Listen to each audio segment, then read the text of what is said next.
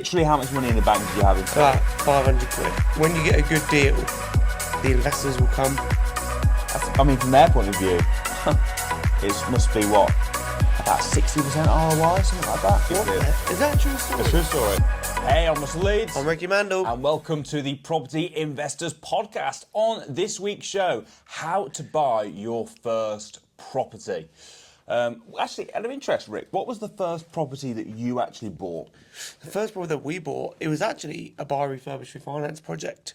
That it was an investment property that was run down, needed a refurb. We bought it for 150, refurbed it, and then refinanced it at 230. So you bought it for 150? Yep. Whereabouts was this property? This is in Northamptonshire. In Northamptonshire, okay. And was it worth 150 at the time? Was it In the condition it was in. So was it in bad condition? Yeah, it needed a refurb. And then once it was done up, the end value was 230.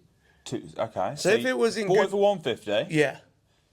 How much did you spend doing it up? 30. 30 grand. So you're sort of 180, Yeah. £180,000 in, and then by the time you did that, it was worth 230. 30. At which point you then refinanced it. Refinanced. So did you leave a little bit? A little bit of money in, not a lot. You know, it's not a lot of money. And when you bought it, did you have a lot of money at the time to invest, or were you? Yeah, I just won the lottery. Oh, And nice. There you go, guys. You heard it here first. No, I had no money. I had no- no money. And we used different tools. We raised a bit of finance. We used investors' money. All right, so let's go through the process then, because, I mean, for someone who's buying I'll talk about mine in a bit, but the first property I bought, I also had no money either. But you're in a situation, how old were you at the time? I was 6 years ago. 25? You were 25. So you're 25 years old. What were you doing for a job? DJ. You're a DJ. Yeah. You were a fat DJ, weren't you? I was a fat DJ. Right. So you're a fat DJ. you've got literally how much money in the bank did you have in total? About 500 quid. Okay, so you got 500 quid. What made you think, I'm going to go and buy a 150 grand property that needs 30 grand spending on it? Well- Like most people would just be thinking, I don't know, maybe I'm going to go and do a deal selling. Yeah. Or what made you think, had you done anything previously? Did you No, have no. any Well, experience in- what happened was, I thought property was for people that had loads of money, smart people, rich people, and then I came to a crash course, and my eyes were opened up to, raising finance, doing joint ventures, different creative ways to do it. Then I went on some advanced training with Samuel and yourself and the team, and I was going through the training, and I was like, hold on a minute, you don't need anything to really do this business. All you need is a fire in your belly and the knowledge to be able to do it. So once I've been through the training, that's what made me think, okay, this is possible, I can do it, I know how to do it.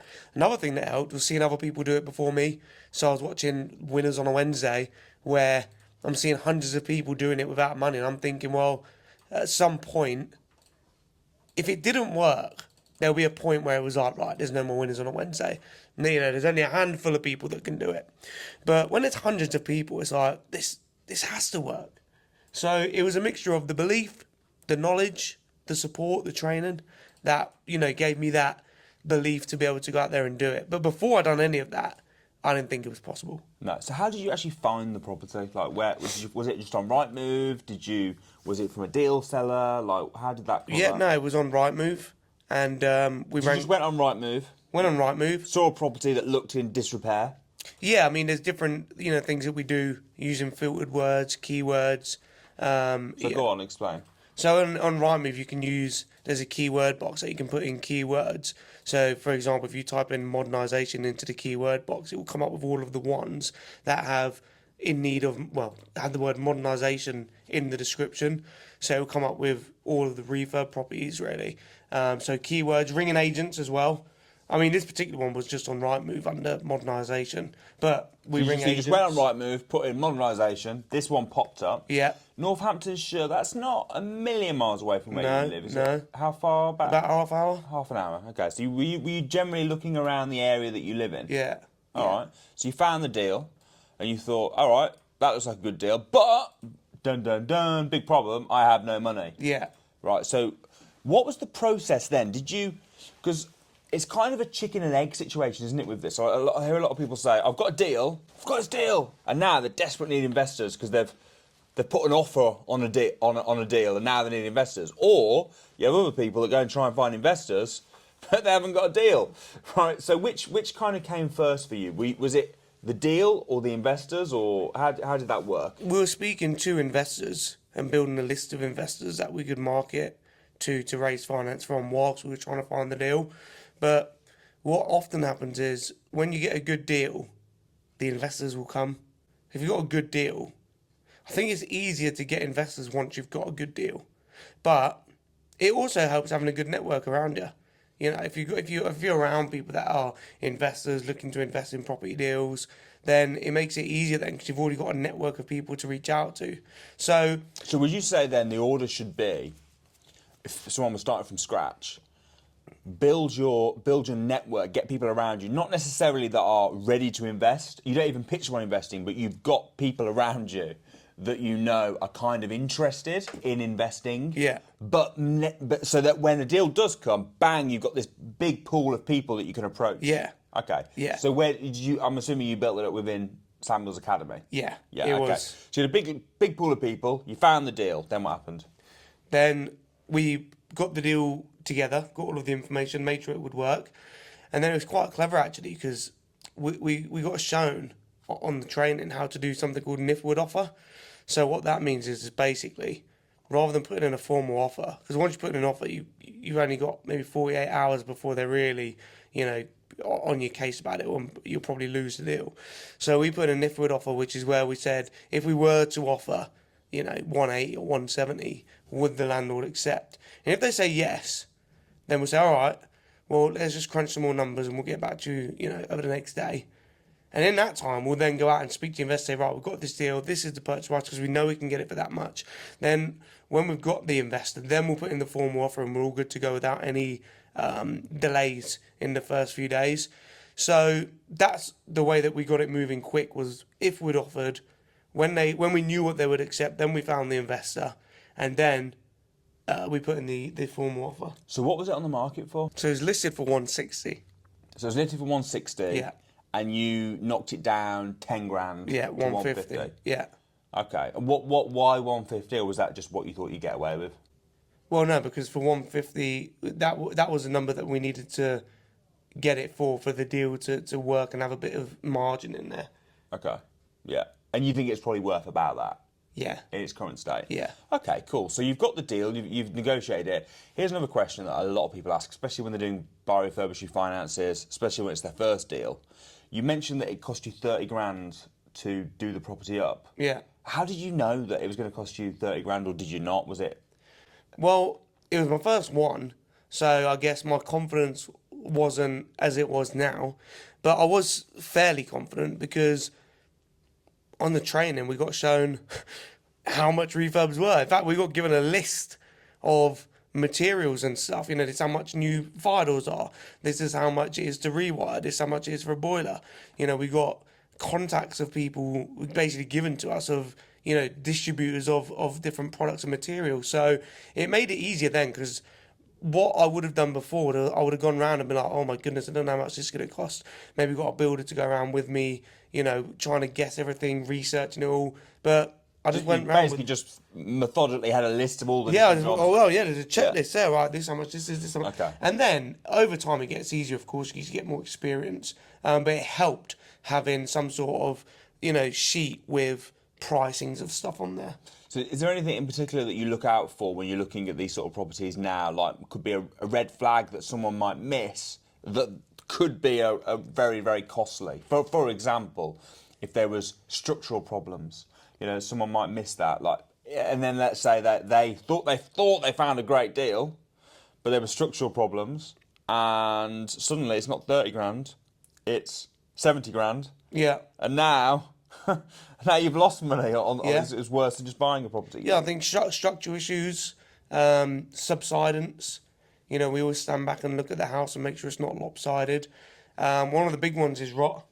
And how do you tell if there's rot? Well, if you kind of not jump, but if you go up and down on the floor. If it's a little bit spongy, it could be a sign that there's rot. But you won't know until you pull up the floorboards anyway, but it's a good telltale sign. Damp, looking out for damp. Some of these things are good problems to have because it helps with negotiations. Always looking at the roof. So a lot of people go into houses and they just go inside, look around and think, yeah, cool, this looks good. All right, well, what about the roof? Because if the roof is missing tiles, that could be a big problem.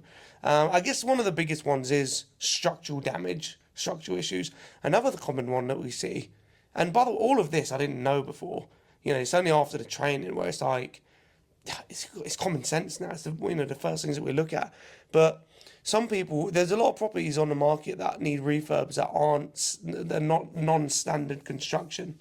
And that can be a bit of a problem because it's harder to get lending on non-standard construction. So what some people do is they'll go out, they'll put an offer on, they'll buy a non-standard construction building with their cash, they'll refurb it, but then when they go to refinance it, they struggle to get lending because it's non-standard construction.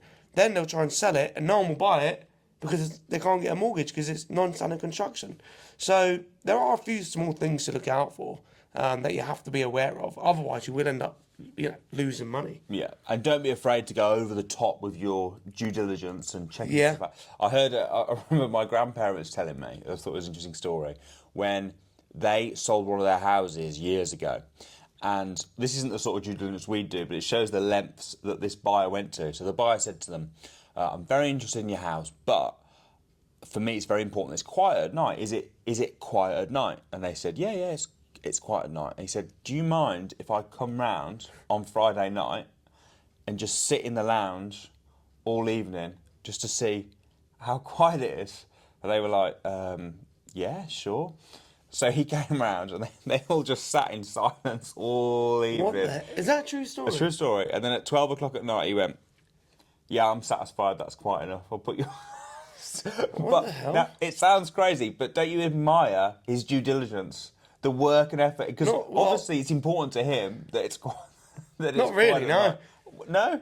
Yeah, I mean, first of all right, if it was half an hour, fair enough, maybe. Even if it was half an hour, what? Has he even bought the house yet? Well, no, he wanted to check this before he bought the house. And your grandparents let him? Yeah. Got the sale, though. But what if he didn't get the sale? It would have been like, what a waste of an evening with a stranger sat in the living room in dead silence. What? No, I don't know. That's strange. That is strange. But do you not admire the guy's due diligence? And the other thing is, if you're worried about asking questions or doing a bit of extra, getting a builder to go around, etc., just remember this story of this guy. Hold on a minute. I admire not the due diligence. I admire The balls. yes, and also the commitment. Yeah. But if he's checking for the noise levels, it must be for him, not an investment property. So, Yeah, it was, yeah. Well, no, put your money into an investment. Yeah, but what I'm talking about is I said it's not relevant for us because we wouldn't mind. But the level of attention to detail, how bothered he is. You can't beat it. Hats off to him. Yeah. The grandparents, on the other hand, you're playing that. Half an hour, fair enough. But you say that, but he got them a sale, right? Some people take years to sell a house. Sitting there with a stranger just in silence all evening. What? You'd love it. Till midnight as well. No, hold on a minute. I'm going to bed now. 10 o'clock. Out. Yeah. All right, so back to you anyway. So those are your red sort of flags. So you priced it up, you roughly 30 grand. All right, great. I suppose that's only half the job done though. You found the deal, it's a good deal. You found the deal, you've priced it up, you've made sure it's stacked. And I do think that finding deals is a very, very important skill. But you've got no money. So you're halfway there. Yeah. So what were your next steps? What exactly did you do to raise the rest of the finance? So what I did was I reached out to investors and I said, basically, I've got this deal. Sent out an email. I've got this deal. So you've got a list of investors Yeah. that you've from your network, like Yeah. we talked about earlier, that Yeah. are on your email. So just emailed all of them. Yeah. All right. And what Said did I've you say? got this deal. Not looking to sell it. I'm looking to partner with people on it. If you're interested and want to have a conversation, then, give me a call. Slightly different to deal sourcing, the way that you raise finance, the way that we market the deal. With deal sourcing, we do it a slightly different way. With raising finance, I'm not trying to, the deal's not going to sell quick because we're not selling it. We're not trying to create this, urgency of training investors. What we're doing here is, first of all, what's very different is I'm about to partner with someone on a property deal, so I need to qualify them, make sure it's going to be a good fit, talk about exit strategies, the structuring the joint venture. So, I probably had a conversation with maybe 10 different investors, spoke to all of them. Some of them, it weren't going to be suitable for what they wanted or needed. Some of them, didn't meet the criteria of what they wanted. Some of them, just weren't a good fit for us to be working on a deal together. But there was one person who fit what they wanted. They would have been, they were happy with what they got from it. They were a good fit for the property, good fit for us as a business. So we partnered with them. And the others, it's not saying no, we don't want to do business. It's saying this one, on both sides we agree it probably isn't the best one right now for everyone to do. So that's what we did. We email blast, filtered through investors, found someone that it would work for, that we could work with, and then raised the finance. Brilliant. Had contracts in place, which was helpful actually because. So did you raise the finance all off one person? Yeah. And what did you give them? What in return, like? Because obviously I'm assuming they left some of their money in the deal. Yeah, they left a bit. So, we're going to go into a bit of detail now. So we done all of the work. They put the money in. We done all of the work. When we refinanced. When you say we, is that you and Pez? No. It was a family business. Okay. We done all of the work, and once we'd refinanced, they got their money back. Then they got 100% of the. There was only a little bit of money left in for them. So the rest of the cash flow from the rent, they got the profits until they had their money back, and then we split the profits 50-50. So they got all the money. Yeah. Until they'd been paid fully back. Yeah. Okay, so they got the refinance money, and then they carried on getting the money from the rent until they'd been paid back. Yeah. That sounds fair. And then we split 50-50. So from their point of view, it was all money back out. Yeah. How long did it take them to get paid all their money back? What, as in, every single penny? Every single penny, yeah. From start to finish. Well, it was 6 month refurb, 8 months we refinanced. It's about just under a couple of years, year and a half. Year and a half. Okay, so put the money in, all the money back in a year and a half from then on. Have you still own this same property today? Yeah. And how long ago was this? This was 6 years ago. And how much are they making a month now from that? They're making 450, something like that, 400, 450. Got all the money back? Yeah. From their point of view, it must be what? About 60% ROI, something like that? Oh, that calculator, I couldn't tell you. But it's a good ROI. But it's a good ROI. Yeah. And from your point of view, so no money down. Brilliant, no money down. So do you now own the property 50-50 with the JV partner? Yeah, 50-50 in a limited company. 6 years. So it must have gone up in value as well in that time as well. Yeah, it probably. Whoa, it's a good. Actually, I need to check that. It'll be close in the next couple of years to maybe doubling. Maybe. Yeah. And I'm assuming you just set up a limited company together. Yeah. And bought it like that. So do you have an exit strategy? Like who gets to decide, for example? I'm assuming that you've got, although you own 50-50, you've got the controlling shares. Yeah. So if you wanted to sell the property, you'd be able to do that. Yeah. Whereas they wouldn't. So I suppose you've probably got no plans to sell it though? No plans to sell it. No, we're just going to keep. What's the point in selling the golden egg? Golden goose. Yeah. You would sell the golden egg. Yeah. It's the golden goose. The golden. Why would you sell the golden goose? Yeah. If it's just giving you cash flow every month, it would be silly. But you don't know. Situations may change, and who knows. So if buying your first property and you don't have it, if you're buying your first property and you do have money, yeah. I suppose you could do the exact same as what you've talked about, but just use your own money. Yeah. If you had 100 grand in the bank. Well, you could do, but if you're pulling the money out within a year. Well, yeah, you could do, yeah. Some people. Or you could do both. Or you could do both. Raise finance. The only problem with using your own money all the time is at some point you'll run out. If you're looking to do maybe a couple of deals, if you're a bit of experience and you're looking to move quick, if you want to do, there's only so much money you've got. So, yeah, you can do that, but I would also know how to raise finance as well. Yeah. The other thing I've always found is when raising finance, personally, it's a lot easier to raise finance when you do have money. Oh yeah. You know, when you don't have any money, the first deal I did, again, I was a bit luckier than you in a way. So I hadn't had the training like you had, because Samuel wasn't running training or anything back then. But I borrowed the money similar to you, so I got a mortgage for 90% of it, and then I needed a 10% deposit, and I borrowed the money for an investor. It wasn't anything clever like yours. It was just a 10% fixed return for the investor. It's a very cheap property though, so it was only like a 70 grand property, so I only needed about 10 grand. It's now gone up in value, it's worth about 120, but it was just to get myself on the ladder, I suppose. And then the rental income paid off the mortgage, paid off the interest to the investor, and it gave me a small profit. I think I was only making about 150 quid a month or something on top of that, but it was enough to make the deal worthwhile. And over the years, I paid the investor off, which is great. It's gone up in value, so it was good. It wasn't anything as exciting as yours, but mine was someone that had lent money to Samuel beforehand, and he'd sort of done. And then they said to me, "Oh, by the way, if you're ever looking, we're happy to lend you the money at the same deal." Yeah. So I was like, brilliant. But it was all set up for me quite nicely, really. So it wasn't as difficult, but similar process of borrowing the money to get on the ladder. Yeah. I do think, and if I was doing it again, I mean, I was only like 20 probably at the time. I had no money or anything. I had no experience. If I was doing it again, I would definitely do it more like how you've done it. Definitely more the buy, refurbish, refinance route. I think that is definitely the best strategy for getting your first property and then borrowing the money to do that. What do you think about if you were getting started from scratch now looking to buy? Would you recommend people do things like rent to rent and deal selling first, or go straight in? And what did you do?